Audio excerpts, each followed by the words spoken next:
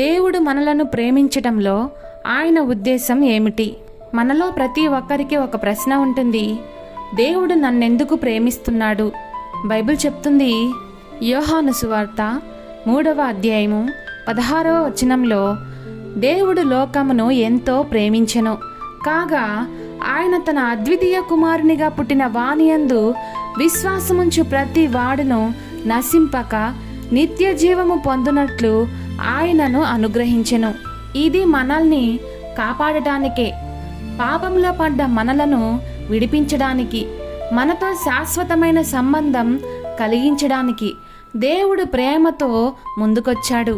అసలు ఆయన ఉద్దేశం ఏమిటి అంటే, మనల్ని శుద్ధులను చేయడం, పాపం నుండి విడిపించడం, శాశ్వతమైన జీవాన్ని ఇవ్వడం, ఆయనతో ఒక ప్రేమతో నిండి ఉన్న సంబంధాన్ని కలిగించడం.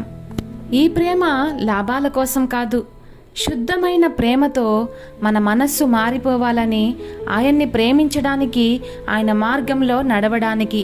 బైబిల్ చెప్తుంది, యోహాను సువార్త 15వ అధ్యాయము 16వ వచనంలో, మీరు నన్ను ఏర్పరచుకొనలేదు, మీరు నా పేరట తండ్రిని ఏమి అడుగుదురో అది ఆయన మీకు అనుగ్రహించినట్లు మీరు వెళ్ళి ఫలించుటకును మీ ఫలము నిలిచియుండుటకును నేను మిమ్మును ఏర్పరచుకొని నియమించితిని. నీవు దేవునిని ఎంచుకోలేదు, ఆయనే నిన్ను ఎంచుకున్నాడు. నీ జీవితానికి ఒక ప్రత్యేకమైన ఉద్దేశంతో నీవు ఫలితాలు ఇవ్వాలని, ఆ ఫలితాలు నిలిచిపోవాలని ఆయన కోరుతున్నాడు.